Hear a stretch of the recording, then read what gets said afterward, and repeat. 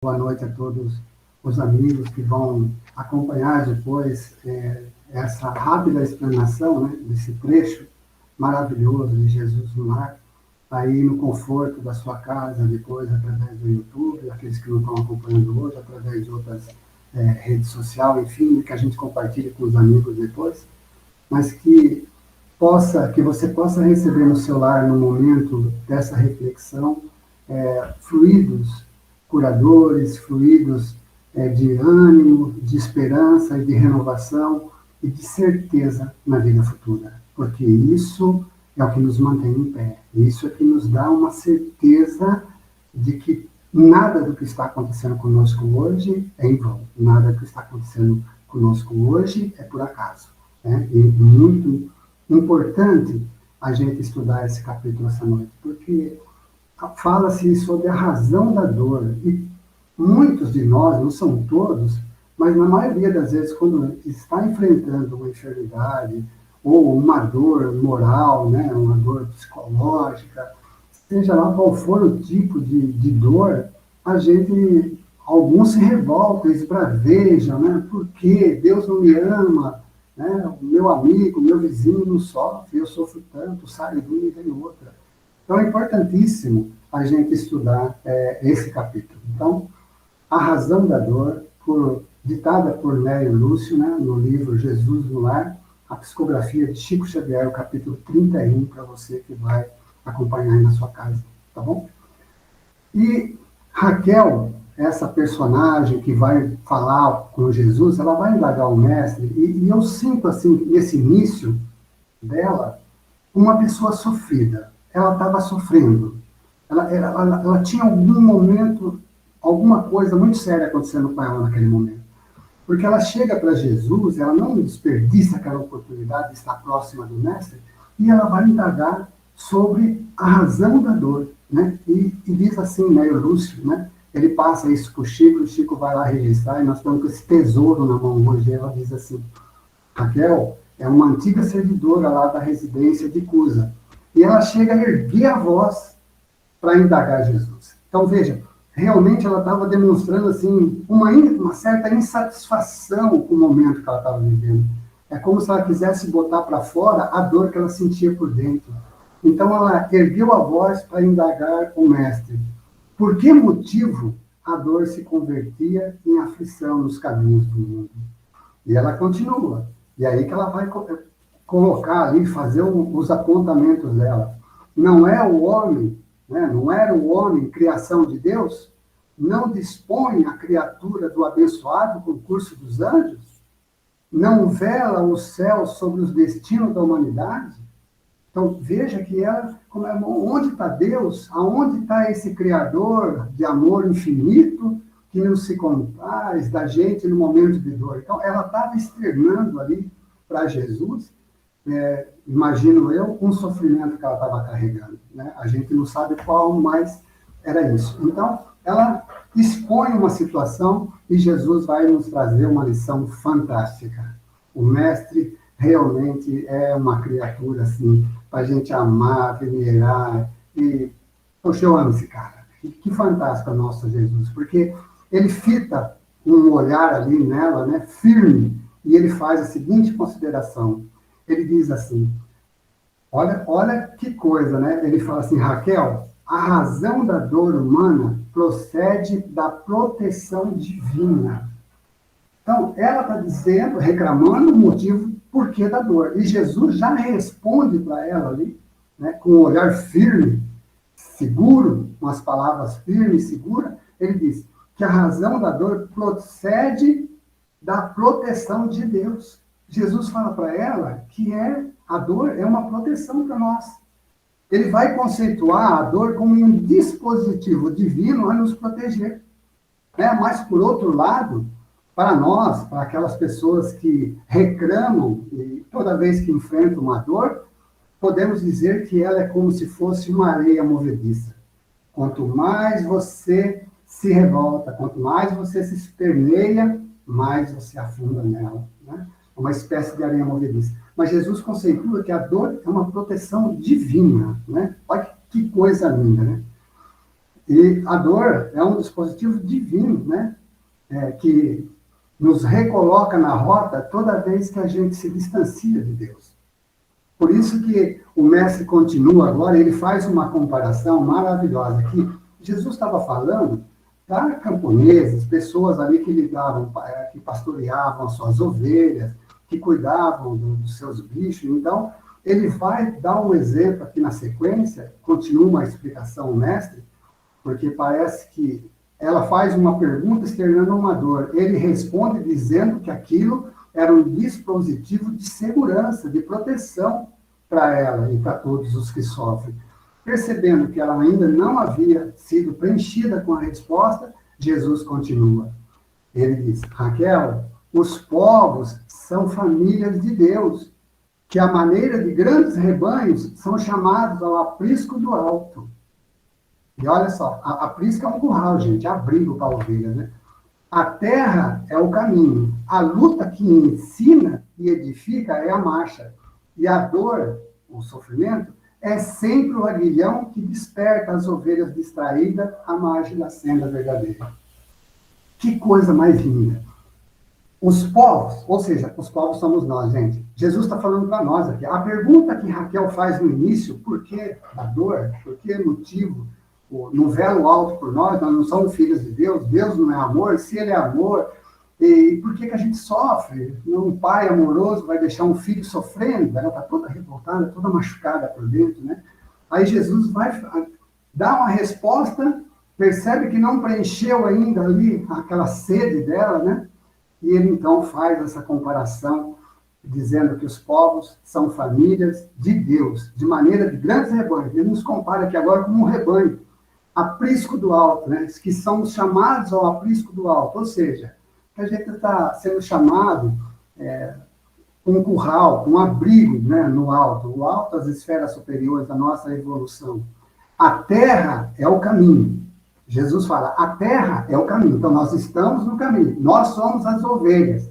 O aprisco, entendam aqueles que queiram as esferas superiores como o céu, né? A nossa, como é que eu vou dizer? A nossa evolução espiritual. Simples e ignorante, em busca da angelitude. O aprisco do alto é a angelitude. A terra está aqui em prol de expiação. Então, a terra é o caminho. A luta que ensina, a luta é o que ensina e edifica a marcha. Então, assim, tudo que a gente está lutando é o que vai edificar essa nossa marcha, é a marcha. A terra é o caminho e a marcha é as lutas que a gente enfrenta todos os dias.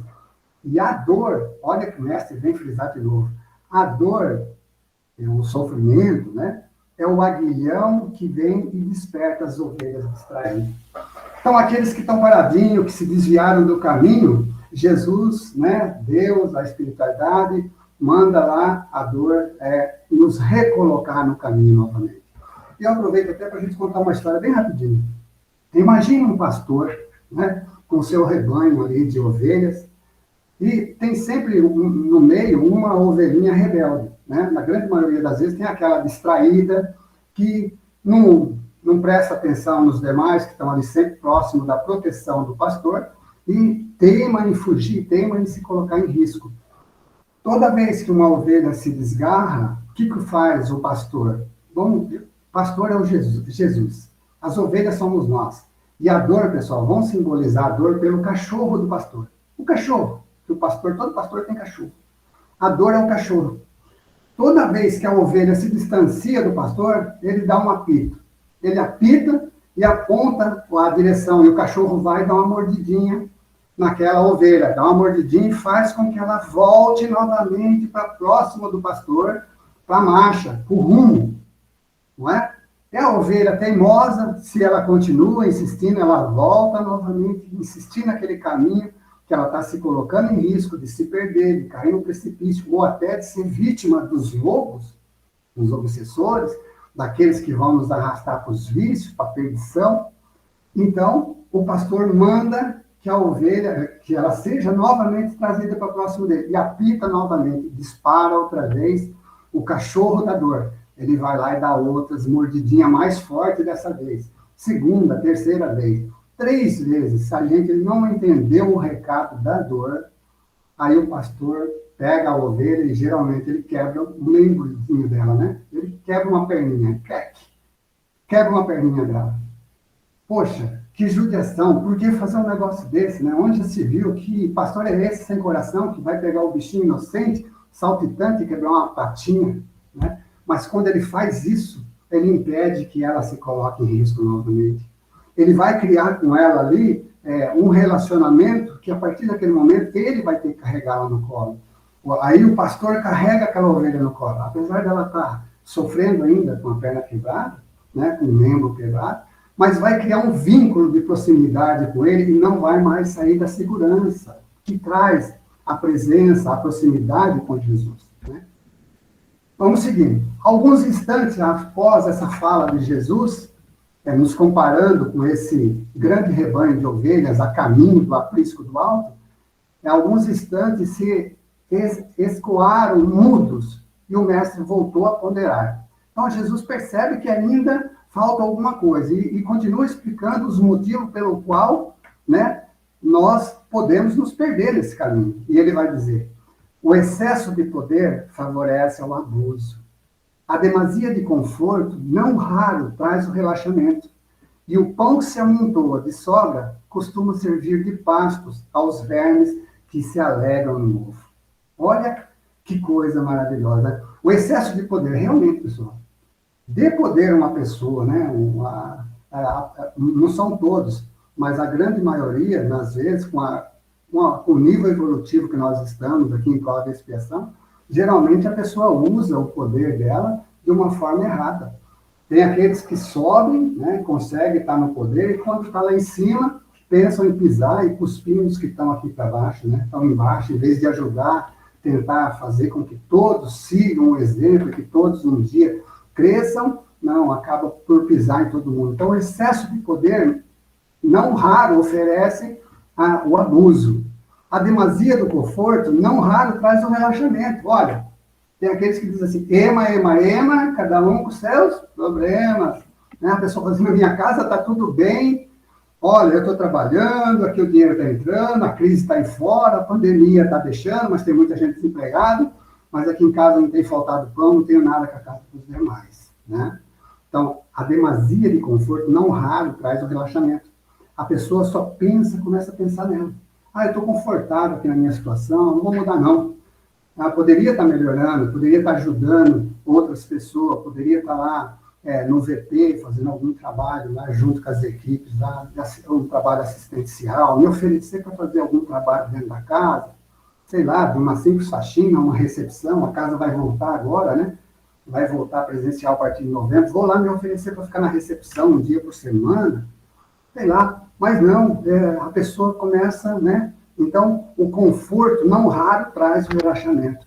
E o pão que se amontoa, diz Jesus, olha, o pão que se amontoa de sobra costuma servir de pastos aos vermes que se alegram no mofo. É verdade, né? Se a gente continuasse a meditar sobre cada frase dessa aqui, que né, o Lúcio nos traz, a gente vai ver o quanto nós estamos distante do ideal.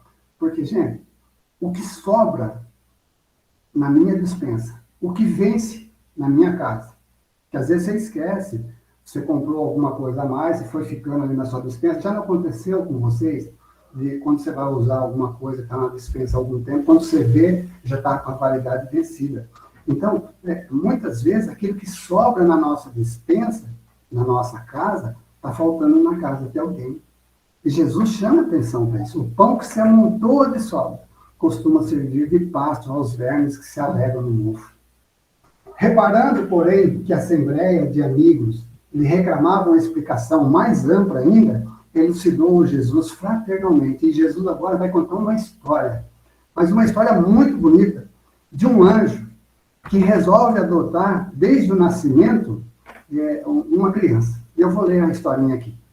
Um anjo, por ordem do Eterno Pai, tomou por própria conta um homem comum, desde o nascimento. Ensinou-lhe a alimentar-se, a mover os membros e os músculos, a sorrir, a repousar e a asilar-se nos braços maternos. Sem afastar-se do protegido, dia e noite, deu-lhe as primeiras lições da palavra e, em seguida, orientou-lhe os impulsos novos, favorecendo-lhe o ansejo de aprender a raciocinar, a ler, a escrever e a contar. Afastava-o, hora a hora, de influências perniciosas ou mortíferas, de espíritos infelizes que o arrebatariam, por certo, para o servidor da morte. Soprando-lhe ao pensamento ideias iluminadas aos clarões do infinito, bem através de 1000 modos de socorro imperceptíveis, garantiu-lhe saúde e equilíbrio ao corpo.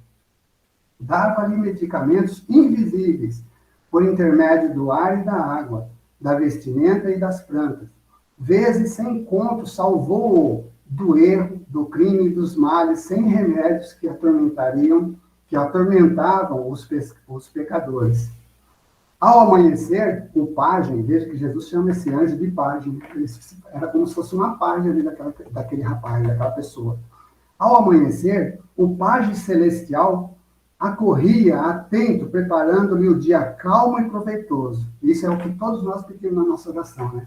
Que o nosso dia seja calmo e proveitoso, né? E Deus dá essa oportunidade todos os dias. As nossas escolhas é que nos colocam em situação de complicação. Ao amanhecer, o Pai Celestial acorria atento, preparando-lhe o dia calmo e proveitoso, defendendo-lhe a respiração, a alimentação, o pensamento, vigiando-lhe os passos com amor, para melhor preservar-lhe os dons. Ao anoitecer, postava-se-lhe à cabeceira, amparando-lhe o corpo contra o ataque de gênios infernais, aguardando-o com paternal cuidado para as doces instruções espirituais no momento do sono. No transcurso da vida, guiou-lhe os ideais, auxiliando-o a selecionar as emoções e situar-se em trabalho digno e respeitado. Careou-lhe o cérebro jovem, insuflou-lhe entusiasmo santo, rumo à vida superior, e estimulou-o a formar um reino de santificação e serviço, progresso e aperfeiçoamento no lar. Aí vem, agora ele vai entrar no lar. O homem, todavia, que nunca lembrava de agradecer as bênçãos que cercavam, fez-se orgulhoso e cruel diante dos interesses alheios. Então, olha, Jesus está contando a história aqui de um cara que tinha todo um aparato de proteção e facilidades de um guardião, de um anjo que defendia de tudo, cuidava de tudo, fazia de tudo para ele, né? Ele que retinha tamanhas graças do céu, jamais se animou a estendê-las na terra. Ele passou simplesmente a humilhar os outros, com a glória de que fora revestida por seu derrotado e invisível benfeitor. Quando esse homem experimentou o primeiro desgosto que ele mesmo provocou, menosprezando a lei do amor universal que determina a fraternidade e o respeito aos semelhantes, gesticulou, revoltado contra o céu, acusando o Supremo Senhor de injusto e indiferente. Será que nós não somos um pouquinho esse homem também? Quando as coisas são contrárias, né? Aquilo que a gente espera, do jeito que a gente não sai, do jeito que a gente gosta, do jeito que a gente queria que fosse, será que nós também não gesticulamos, não somos esse rapaz aqui, tem gente pelo longe começando, por Senhor, por que comigo? Por que o Senhor permitiu isso? Aflito, o anjo guardião procurava levantar-lhe um ideal de bondade, quando um anjo maior se aproximou dele e ordenou que o primeiro dissabor do tutelado, endurecido por excesso de regalias, se convertesse em aflição.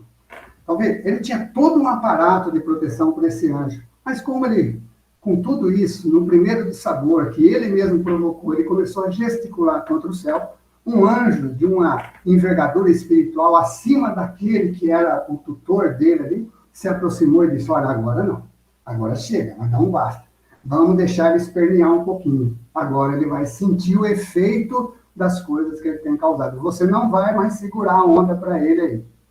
E aí o homem, então, rolando mentalmente de aflição e aflição, o homem começou a recolher os valores da paciência, da humildade, do amor e da paz com todos, fazendo-se, então, precioso colaborador do Pai na criação. Fim da historieta, esperou Jesus que Raquel expusesse alguma dúvida, mas, emudecendo, a servidora, dominada pela meditação que os ensinamentos da noite lhe sugeriam o culto da Boa Nova, foi encerrado com ardente oração de júbilo indefinível.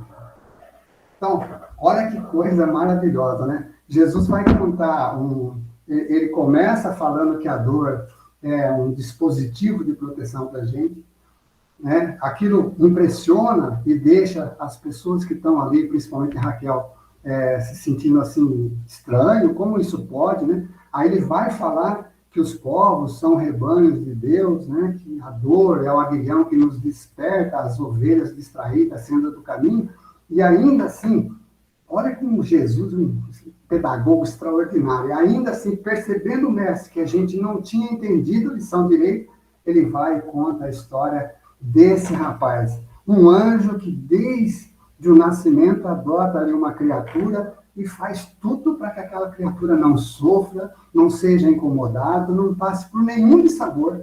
E essa criatura cresce de que forma? Agradecida ao alto, distribuindo os valores que ela recebe com os demais? Não. Ele vai se tornar uma criatura arrogante, reclamão, ele está sempre querendo mais, mais e mais. No primeiro dissabor, quando o anjo deixa de sentir a primeira dificuldade, ele grita e gesticula o céu, por que comigo? E aí, então, um anjo ainda maior se aproxima e diz, agora não, agora você vai deixar ele sentir, né, a reação, ele vai sentir a reação da sua própria ação. Daqui para frente, ele vai ter que entender que não é mais, porque nós não estamos aqui ainda nas esferas superiores, a Terra ainda é um planeta, estou dizendo ainda porque vai deixar de ser um planeta de prova e expiação. Ainda é um lugar de dor e sofrimento. A dor ainda predomina, né? Mas por quê? Eu sofro por quê? Eu sofro porque eu sou imperfeito. À medida que a gente evoluir, a dor vai desaparecer, o sofrimento também, né? No Código Penal da Vida Futura, do livro Céu e Inferno, a gente tem 33 códigos, lá está tudo explicado, direitinho. Por que eu sofro? No Evangelho segundo o Espiritismo também, no capítulo 5. Fantástico, causa das aflições das anteriores e as atuais. As atuais causadas por mim mesmo nessa própria encarnação, e as anteriores, aquela que a gente fala assim, mas eu não fiz nada para merecer isso. Não fiz nessa encarnação, mas e as causas anteriores dessa encarnação, não é? Então, que doutrina abençoada, bendita, e que Chico Xavier maravilhoso nos traz pela sua mediunidade, pela sua psicografia, essa página tão maravilhosa, esse capítulo 31 de Nélio Lúcio, né? Esse espírito missionário, amigo de longa data de Emmanuel, nos traz essa história com esse anjo e no começo aquelas palavras de Jesus. Fantástico, a nos dar assim um norte, é a bússola. Está sofrendo? Não é em vão. Está passando por prova? Aguarda, você precisa. Não é mal que ninguém está fazendo para mim, ninguém faz mal para mim, a não ser eu mesmo, não é? Então, assim, tudo que eu estou vivenciando, com certeza, se eu for olhar minuciosamente, por todas as dores, as dificuldades que eu estou passando, se eu for analisar direitinho, mas com total isenção, se eu for olhar com um olhar bem, bem calmo, bem amistoso, eu vou ver que tem a minha coparticipação. Que, de certa forma, eu sou culpado. Que, de certa forma, foi eu que causei. Nós agradecemos ao Roberto pelas palavras, pelas lições e pelas reflexões que nos trouxe.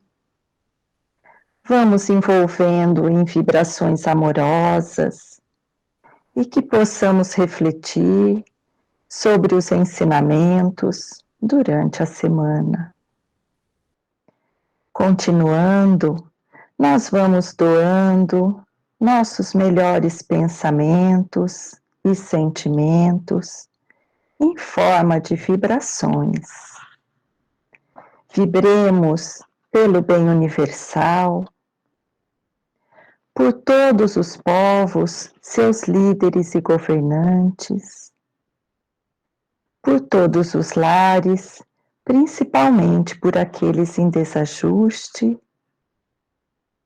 Vibremos pelos enfermos, pelos encarcerados, pelos que estão no vício e pelos seus familiares. Vibremos pelos médicos e por todas as equipes que cuidam dos doentes. Vibremos pelos necessitados, encarnados e desencarnados. Vibremos pelos nossos lares, pelos nossos familiares, pelos nossos amigos e por aqueles que se consideram nossos inimigos. Vibremos por nós mesmos, pedindo a Jesus e à espiritualidade amiga a coragem, a humildade, para que possamos fazer aquilo que precisa ser feito, para que nós possamos evoluir cada dia um pouquinho mais. Vibremos por essa casa espírita, Vicente de Paulo, que nos abriga, nos dá a oportunidade de aprender, de servir, de reunirmos-nos. Por fim, vibremos para que tenhamos uma semana produtiva no bem, na paz, no amor. E agradecidos à espiritualidade que nos dá o suporte e a Deus, nosso Pai, pedimos licença para encerrar, dando graças a Deus.